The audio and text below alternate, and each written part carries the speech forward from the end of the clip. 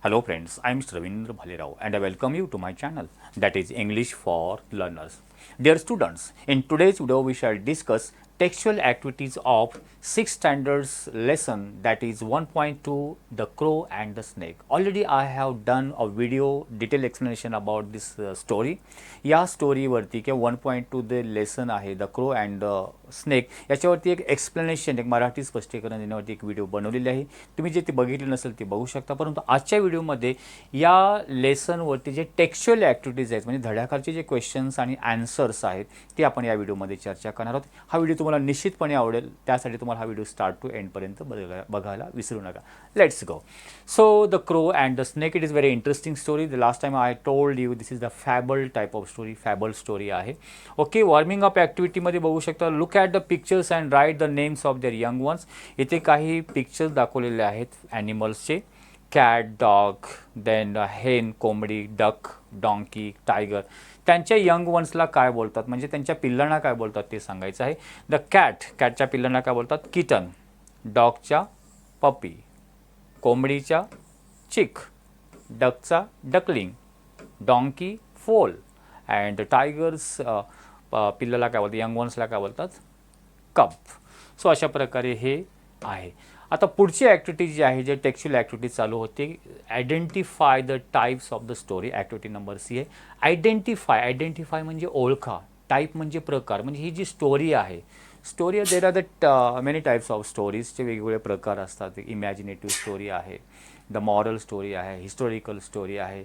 आता ही स्टोरी कोणत्या प्रकारची आहे, तर स्टोरीचे 3 प्रकार दिले. एक फॅन्टसी स्टोरी असते. फॅन्टसी स्टोरीमध्ये काय होतं, एक काल्पनिक, a story with a fairy and magic, एक पर्यांच्या गोष्टी असतात, एक चमत्कारी गोष्टी, that is called fantasy story. Fable story म्हणजे काय, a story in which the characters are animals and they act like humans.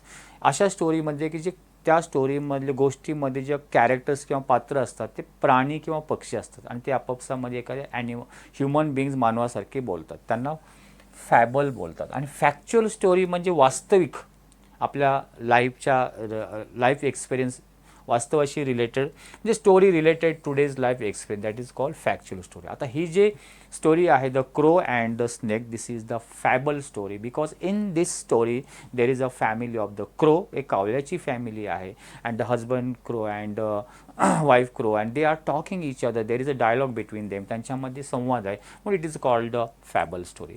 आता हे आन्सर दिलं आहे, the story is a fable story. Fable म्हणजे काय सांगितलं आहे, a short story in which animals and birds or the objects behave and speak like a human बिंग्स. It teaches A moral or lesson. या fable स्टोरीमध्ये आपल्याला एक moral lessons शिकवला जातो किंवा आपल्याला त्याची शिकवण भेटते. Next activities, who said to hope. याच्यामध्ये डायलॉग आहे, स्टोरी म्हणजे कोण कोणास म्हणाले ते सांगायचं आहे. सेंटेन्स दिलेलं आहे, I will soon think of something. मी याच्यावरती लवकरच विचार करून तुला सांगतो. आता हे जर वाक्य बघितलं तुम्ही, स्टोरी जर नीट मी एक्सप्लेन केली ती बघितलं तर तुम्हाला आयडिया येईल. This sentence or this dialogue is said by the male crow, म्हणजे कावळीन. Male crow, male female, male क्रोनी सॉरी कावळीने कावळा, मेल म्हणजे पुरुष जाती, नर जातीचा, आणि फिमेल म्हणजे मादी किंवा मादी म्हणू शकतो. तर कावळ्याने हे वाक्य बोललेलं आहे की जेव्हा तो कोबरा तिचे पिल्लांना खात असतो, की तो बोलतो याच्यावरती आपण काहीतरी मार्ग शोधूया. कुणाला म्हटलं, द फिमेल क्रोला, दॅट मीन्स हिज वाईफ, कावळींला. Next sentence, it has become a dangerous to hear. मग ती बोलते की इथे थांबणं आपल्यासाठी खूपच डेंजरस आहे, धोकादायक आहे. So this sentence is said by the female crow to her male crow or the her husband. हे दोनच कॅरेक्टर आहेत, ते दोघेच एकमेकांना, हेच इम्पॉर्टंट सेंटेन्स आहे, ते एकमेकांना बोललेले. एक्झाममध्ये निश्चितपणे व्हेरी इम्पॉर्टंट क्वेश्चन म्हणून तुम्ही ठेवू शकता. हा क्वेश्चन तुम्हाला एक्झाममध्ये निश्चितपणे विचारला जाईल, हे वाक्य कोण कोणास म्हटलेलं आहे. Next activity, that is activity number E. Arrange the following sentence in a proper order. इथे 5 वाक्य दिलेले आहेत, ते अरेंज करा, त्याची मांडणी करा योग्य ऑर्डरमध्ये. ऑर्डर म्हणजे क्रमाने. By putting numbers in the given box. अगोदर ते बॉक्समध्ये त्याला नंबर द्या, म्हणजे पहिली ॲक्टिव्हिटी कोणती घडली, दुसरी ॲक्टिव्हिटी. आता ही स्टोरी जर तुम्ही नीट रीड केली, त्याच्यानंतर तुम्हाला हे त्याला नंबर, म्हणजे पहिली घटना कोणती घडली असेल त्याला नंबर 1, नंतर कुठली. आता आपण वाक्य बघूया.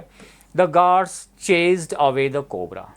गार्ड्सने, त्या नोकराने त्या कोबऱ्याला दूर जंगलामध्ये सोडून दिलं, हाकलून दिलं. आता बघा, ही स्टोरीचा एंड पार्ट आहे. तो 1 नंबर त्याला तर देऊ शकत नाही. ती त्यासाठी तुम्ही पहिली व्हिडिओ नक्की बघा, एक्सप्लेनेशन केलेली. नेक्स्ट सेंटेन्स दिला आहे, the crow stole the bracelet. त्या कावळ्याने त्या राणीचा ब्रेसलेट चोरला, चोचीमध्ये घेऊन तो उडाला. ते third sentence, the cobra ate the crows little ones. कोब्राने त्या कावळ्याची जी फॅमिलीचे लिटल वन्स म्हणजे पिल्लं होते त्या घरट्यामध्ये, नेस्ट म्हणली, त्याने ते खाल्ली. Next, the crow family was living on a banyan tree. ती क्रो फॅमिली त्या बनियान ट्रीच्या वरती जे त्यांनी नेस्ट बांधलं होतं, घर ते राहत होते. And fifth activity is given the crow made a plan. क्रोने एक प्लॅन केला. आता फर्स्ट ॲक्टिव्हिटी कोणती घडली असेल, तर पहिली सिंपल आहे की त्यांनी एक बनियान ट्रीवरती आपली फॅमिली राहत होती. ठीक आहे. त्यानंतर काय झालं असेल, त्या कोबऱ्याने त्यांच्या छोट्या पिल्लांना खाल्लं. तर तुम्ही एक अंदाज करा, तुम्ही स्टोरी रीड करा अगोदर, मग तुम्ही ही ॲक्टिव्हिटी सहजपणे सोडवू शकता. तरी ते आपण आन्सर बघू शकता. फर्स्ट ॲक्टिव्हिटी घडलेली आहे, that is the crow family was living in banana tree. Second आहे the cobra ate the little ones. Third activity आहे ते म्हणजे कोब्रा त्या क्रोने एक प्लॅन केला, कारण ती पिल्लं खात होता म्हणून. आणि फोर्थ आहे द क्रोने मग ते प्लॅनिंगच्या अनुसार त्याने ब्रेसलेट चोरलं त्या क्वीनचं, अँड त्यानंतर गार्ड्सने त्यांना सोडून दिलं. सो राईट, मग त्या ऑर्डरमध्ये तुम्ही या प्रकारे 1 2 3 जे आपण लिहिलेत ना ती सेंटेन्स, ती या प्रकारे लिहू शकता. फर्स्ट ॲक्टिव्हिटी, फर्स्ट इन्सिडेंट कोणता आहे, the crow family was living on banyan tree. Second, the cobra ate the crows little ones. Third one, the crow made a plan. And fourth one, the crow stole the bracelet. And fifth one, that is the guards chased away the cobra. So this way अगोदर तुम्ही number देऊन तुम्ही हे वाक्य नंतर order म्हणजे क्रमाने अशी लिहू शकता. ठीक आहे. Next activity, that is activity number F, answer the following question. खाली काही प्रश्न तुमच्या त्या स्टोरीच्या रिलेटेड दिलेले आहेत, ते तुम्ही ॲन्सरमध्ये त्याची उत्तरे लिहायची आहेत. परंतु ॲन्सर लिहिण्या अगोदर whatever the questions are given, जे प्रश्न दिलेले असतात त्याची मराठीमध्ये अर्थ समजला पाहिजे, तर तुम्ही करेक्ट आन्सर लिहू शकता. For example first question, what did the crows decided. कावळ्यांनी काय ठरवलं. सेकंड क्वेश्चन आहे, why did the servant scream loudly. Servant मोठ्याने का ओरडला. स्टोरीचं जे एक्सप्लेनेशन केलं ते स्टोरी नीट बघा. Third, if you were among the guards. तुम्ही जर त्या राणीचे जे गार्ड्स किंवा सर्वंट्स होते त्यांच्यापैकी तुम्ही एक जण असता, what would you have done. तुम्ही काय केलं असतं. What will you do. तुम्ही काय कराल if you spot snake inside your house. तुम्हाला जर असं आढळून आलं की तुमच्या घरामध्ये एक स्नेक तुम्हाला दिसला, स्पॉट तुम्ही बघितलं, व्हॉट विल यू डू. तुम्ही काय कराल. So these are the question. त्याचे आन्सर्स विदिन 1 सेंटेन्स किंवा 1 मार्क किंवा 2 मार्क्सला विचारलं जाऊ शकतं. आन्सर आपण इथे बघू शकता. What did the crows decided. कावळ्यांनी काय ठरवलं. आन्सर आता पास्ट टेन्समध्ये क्वेश्चन आहे म्हणून आन्सर पण पास्ट टेन्समध्ये. द क्रोज डिसाइडेड, डीड आहे म्हणून ते decided to find a way to get rid of the wicked cobra. त्या दुष्ट कोब्रापासून गेट रीड ऑफ म्हणजे सुटका करण्यासाठी काहीतरी मार्ग शोधण्याचा त्यांनी प्रयत्न केला. प्रयत्न म्हणजे मार्ग शोधण्याचं ठरवलं. Next question, why did the servant scream loudly. तर सर्वंट मोठ्याने का ओरडला. तर answer, the servant scream loudly because the crow stole the queen's precious bracelet. त्यांनी बघितलं की कावळ्याने ही स्टोल, द क्रो स्टोल म्हणजे चोरला आहे, उचलून घेतलेला आहे, the queen's valuable, very important, ते प्रेशियस व्हॅल्युएबल जे ब्रेसलेट होतं त्याने उचलून घेऊन चालला होता, म्हणून तो मोठ्याने ओरडला. Third question, if you were among the guard. जर तुम्ही त्या गार्ड्स पैकी एक असता, what would you have done. तुम्ही काय केलं असतं. पर्सनल रिस्पॉन्स आहे, प्रत्येकाचा आन्सर वेगवेगळा असू शकतो. I would have a carefully take. If I were in place of that guard, among the guard, I would have carefully take out the bracelet. मी काळजीपूर्वक ते ब्रेसलेट काढून घेतलं असतं. त्या खोबणीमध्ये जे ठेवलं होतं ना कोब्रा जिथे राहत होता त्या हॉलो प्लेसमध्ये. And chase the snake into the forest without harming it. त्या कोबऱ्याला हार्म न करता, कुठलीही दुखापत न करता जंगलामध्ये सोडून दिलं असतं. अशा प्रकारे आन्सर तुम्ही लिहू शकता. आपण हे आन्सर जे क्रिएट केलेलं आहे त्या स्टोरीच्या related. What will you do if you spot the snake inside your house. तुमच्या घरामध्ये जर तुम्हाला आढळून आला की साप आहे, तर तुम्ही काय कराल. I will stay away from the snake. पहिली गोष्ट म्हणजे स्नेकपासून लांब उभा राहील. Next, keep everyone safe. प्रत्येकाला सुरक्षित ठेवेल, म्हणजे त्यांना दूर राहण्यासाठी सांगेल. And call a snake rescuer for help. जो साप पकडणारे असतात त्यांना स्नेक रेस्क्युअर म्हटलं आहे, त्यांना I will call them. Okay, let's continue. Next activity, that is activity number G, rearrange. Rearrange म्हणजे परत मांडणी करायची आहे, परत लिहायचं आहे. काय, गिवन लेटर्स. लेटर्स म्हणजे एक शब्द दिलेला आहे, त्या शब्दामध्ये जे अक्षरं आहेत ते उलटसुलट आहेत, म्हणजे योग्य अर्थपूर्ण तो शब्द नाही आहे. ते त्याच्यामधले अक्षर योग्य मांडणी केली तर एक नवीन शब्द प्रॉपर मिनिंगफुल वर्ड तयार होईल. Letters and make a meaningful words, एक अर्थपूर्ण शब्द तयार करा.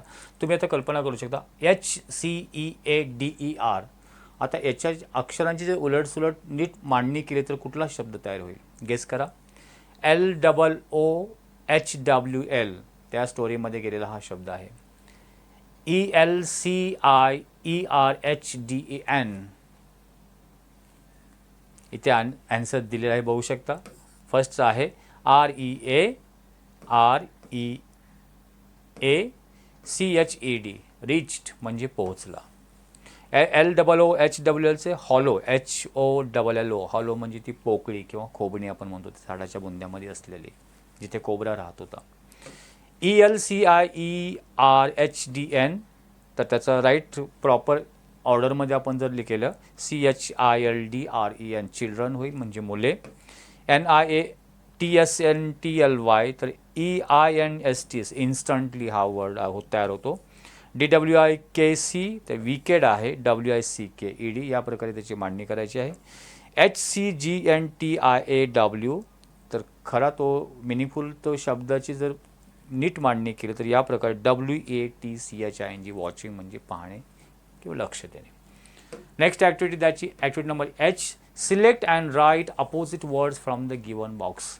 या बॉक्समध्ये काही अपोजिट वर्ड दिलेले आहेत, याला अपोजिट वर्ड इथून शोधून लिहायचे. मग याचा अर्थ अगोदर आपल्याला कळायला पाहिजे. फाउंड म्हणजे सापडले, विकेड दुष्ट, क्लेवर हुशार, लूज म्हणजे हारणे, डेंजरस धोकादायक, आणि स्विफ्टली म्हणजे वेगाने. तर डलसाठी काय? डल म्हणजे एकदम बुद्धू म्हणू शकतो आपण, त्यासाठी काय येईल? क्लेवर. लूज म्हणजे हारणे, जिंकणे. डेंजरस धोकादायक, त्याला काय येईल याच्यामध्ये? डेंजरसला लॉस्ट म्हणजे हारणे, त्याच्या अपोजिट काय येईल? फाउंड. लॉस्ट म्हणजे हरवला, सापडले. तर ॲन्सर बघू शकता. Dull, clever, win, lose, lost, found. Safe सुरक्षित, dangerous, slowly, swiftly, and kind दयाळू, विकेड म्हणजे दुष्ट, या प्रकारे. Next activity that is I, write the describing words. दिलेल्या शब्दाचं वर्णन करणारा शब्द. तर वर्णन करणारा शब्द काय? For example teacher. Okay, teacher, clever teacher. मग टीचरच्या अगोदर शब्द he is a clever teacher. टीचरच्या अगोदर टीचरचं आपण वर्णन काय केलं? क्लेवर. टीचर कसं आहे? हुशार आहे. म्हणजे त्या शब्दाच्या अगोदर जर शब्द असतो तो मोस्टली डिस्क्रायबिंग वर्ड्स असतो, म्हणजे त्या शब्दाला नाऊनला वर्णन करणारा शब्द म्हणजे ॲडजेक्टिव्ह, तो शोधून लिहायचा आहे. मग धड्यामध्ये नेस्ट गेला. नेस्ट, मग तो शब्द नेस्टच्या अगोदर, तर नेस्ट कसं आहे? घरटं कसं आहे? तर त्याच्या अगोदर शब्द तुम्ही त्या पॅरेग्राफमध्ये किंवा स्टोरीमध्ये शोधून लिहायचे. त्याच प्रकारे ब्रेसलेट शब्द आहे, क्रो आहे आणि कोब्रा आहे. यांना डिस्क्रायबिंग वर्ड्स तुम्ही इथे बघू शकता. नेस्टला डिस्क्राईब केलेला आहे ब्युटिफुल या शब्दाने, क्रोला क्लेवरनी, ब्रेसलेट कसं आहे? Precious, and cobra wicked. So these words are called describing words किंवा वर्णन करणारे शब्द, ज्याला आपण ॲडजेक्टिव्ह किंवा विशेषण म्हटलं जातं. नेक्स्ट ॲक्टिव्हिटी दॅट इज जे, प्रिपेअर अ चार्ट. प्रिपेअर म्हणजे क्रिएट, बनवा, मेक अ चार्ट बनवा अशा प्रकारे. Following and display it in the classroom. आता काय चार्टमध्ये दिलेलं आहे? एक ॲनिमल्स किंवा बर्ड्स दिलेले आहे त्याच्यामध्ये, आणि त्यांचे देअर होम्स, त्यांचं जे घर असतं किंवा जे घरटं जे राहण्यासाठी बांधतात त्यांना काय बोलतात? त्यांची नावं लिहायची आहेत तिथे. आणि त्यांच्या यंग वन्सला काय बोलतात? त्यांच्या पिल्लांना काय बोलतात? फॉर एक्झाम्पल हेन, कोंबडी आहे. मग कोंबडी जिथे आपण ठेवतो एकत्रित, त्यांना काय म्हटलं इंग्लिशमध्ये? त्यांच्या पिल्लाला काय बोलतात? देन डॉग, डॉगला कुठे ठेवतात? पिल्लाला काय बोलतात? त्याप्रकारे काऊ, गाय, फिश अँड बर्ड. तुम्ही आता गेस करा. आता पुढे आपण आन्सर बघणारच आहोत. हेन जिथे ठेवतो त्याला कूप किंवा खुराडं बोलतात, खूप. आणि त्याच्या पिल्लाला चिक, ज्याच्या अगोदर आपण वॉर्मिंग अप ॲक्टिव्हिटीमध्ये बघितलं आहे. डॉग, त्याला केनल, डॉगचं घर असं त्याला केनल बोलतात. आणि त्याच्या पिल्लाला काय बोलतात? पपी. काऊ, गाय, त्याला शेडमध्ये ठेवतात. पूर्वी गावी त्याला गोठा म्हणलेलं, पण आता आजकाल आपण त्याला शेड बोलतो इंग्लिशमध्ये, मराठीमध्ये गोठा. त्याच्या पिल्लाला काफ बोलतात. देन फिश, घरामध्ये फिशला कुठे येतो? पॉन्डमध्ये, फिश पॉन्ड. आणि त्याच्या पिल्लाला फ्राय, FRY. बर्ड, नेस्ट, बर्डचं काय? घरटं असतं, त्याच्या पिल्लाला चिक बोलतं. सो घर आणि त्यांचे पिल्ला. हा चार्ट बनवून तुम्ही वर्गामध्ये लावू शकता. Complete the story using words in the bracket. ब्रॅकेटमध्ये शब्द दिले आहेत, त्या शब्दांचा यूज करून ही स्टोरी तुम्हाला कंप्लीट करायची आहे. शब्द काय? प्रेज, प्रशंसा केली. एलिफंट्स हत्ती, सेफली सुरक्षितपणे. फ्लडेड महापूर आला. स्विम पोहणे. ट्रम्पेट म्हणजे ते त्याला आपण सोंड बोलतो किंवा वाजवणे असं बोलतो. हर्ड म्हणजे कळप. फ्लड म्हणजे वाहने, पूर. आणि करंट म्हणजे एक धारा, काय त्याला बोलतो आपण, एक नदी जेव्हा वेगाने वाहते त्याला करंट असं म्हणलं ते. इथे इलेक्ट्रिसिटी करंट ते अर्थ म्हणजे फ्लो, वाहने.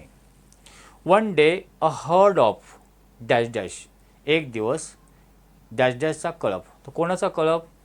एलिफंटचा कळप. इथे एलिफंट शब्द. हत्तींचा एक कळप वॉज क्रॉसिंग अ रिव्हर, नदी क्रॉस करीत होता. ठीक आहे. The river was dash dash, the river कसे? फ्लडेड म्हणजे रिव्हर पुरामुळे वाहत होते. फ्लडेड नदी. विथ मड अँड वॉटर, चिखल आणि पाणी त्या नदीमधून त्या पूर आल्यामुळे. टॅन टॅन टॅरारा, टॅन टॅन टॅरारा हा आवाज आहे. ट्रम्पेट, कोणाचा आवाज होतो तो? It is a sound of elephant, जेव्हा ओरडत असा आवाज करतात. Suddenly the head elephant trumpeted loudly to let this, असा आवाज करून जे हेड एलिफंट होतं म्हणजे त्या कल्पाचा तो मेन होता त्याने आवाज केला आणि सगळेजण काय झाले? Dash dash know that there was, सगळे काय झाले? तुम्ही आता तयार करा, तुम्ही ॲन्सर सांगत नाही आहे, तुम्ही गेस करा, नंतर आपण ॲन्सर बघा. Knows that there was a dash dash the youngest elephant from the herd, त्या कल्पामध्ये सगळ्यात लहान हत्तीचं पिल्लू होतं. Had never swam in such a strong, तो कधीच पोहला नव्हता अशा वेगाने वाहणाऱ्या नदीमधून. ही वॉज स्केर्ड, तो घाबरला. ही हर्ड, त्याने ऐकलं. द डॅश डॅश कॉल म्हणजे बोलावणं ऐकलं. इमिडिएटली ही स्टार्टेड टू, काय करायला त्यांनी सुरुवात केली? Dash dash toward the sound he cross the river dash dash all the elephants dash dash him. And moral of the story काय ते लिहायचे. सो याच्यामधले शब्द बोलून तुम्ही अगोदर स्टोरी तयार करा आणि त्यानंतर तुम्ही ॲन्सर म्हणून इथे पुढे दिलेलं आहे, बघू शकता. तर आपण बघा टायटल आपण दिलेलं आहे स्टोरीला, द ब्रेव एलिफंट. ब्रेव म्हणजे शूर, धाडसी या अर्थाने. एलिफंट हत्ती. वन डे, एक दिवस, अ हर्ड ऑफ एलिफंट. आता हे जे शब्द आपण ठळक अक्षरांमधून ना ते आपण फिलअप केलेले आहेत. हत्तींचा एक कळप वॉज क्रॉसिंग अ रिव्हर, नदी पार करीत होता. The river was flooded with mud and water, गाळ, चिखल आणि पाण्याने नदी जोराने वाहत होती. टॅन टॅन टरा, suddenly the head elephant trumpeted, मोठ्याने त्यांनी ट्रम्पेटेड म्हणजे आवाज केला या प्रकारे. Loudly to let his herd, कारण कोणासाठी? हर्ड म्हणजे त्यांचा जो कळप होता त्या कळपाला माहिती देण्यासाठी. That there was a flood, की पुढे पूर आलेला आहे हे सांगण्यासाठी त्यांनी मोठा आवाज केला त्या हेडनी. द यंगेस्ट एलिफंट, त्या एलिफंटच्या कल्पामधला जो सर्वात छोटा पिल्लू होतं फ्रॉम दॅट हर्ड म्हणजे कल्पामधला, had never swum in the such a strong current, म्हणजे या नदीच्या धारेमध्ये, करंट म्हणजे धार, नदीचा वाहणारा जो प्रवाह असतो, त्यांनी कधीच पोहला नव्हता. ही वॉज स्केर्ड, तो खूप घाबरला. ही हर्ड द ट्रम्पेट, परत त्याने ते ट्रम्पेट आवाज, त्या मेन हेड ऑफ दॅट कल्पाचा जो मेन एलिफंट त्याचा तो आवाज त्यांनी ऐकला. कॉल त्यांनी बोलवलं. इमिडिएटली, लगेच, ही स्टार्टेड टू स्विम, त्यांनी ऑर्डर दिल्यावर त्यांनी पोहायला सुरुवात केली. स्विम टुवर्ड द साऊंड, ठीक आहे, त्या आवाज दिशेने तो पुढे पलीकडे तो जाऊन हेड ऑफ द हर्ड जिथे होता. ही क्रॉस द रिव्हर सेफली, आणि सुरक्षितपणे त्याने ते नदी पार केली. ऑल द एलिफंट्स प्रेज्ड हिम, आणि तो पार करून शेवटी आल्यानंतर सगळे एलिफंट त्याला प्रेज करीत होते, त्यांनी त्याची स्तुती केली, प्रशंसा केली.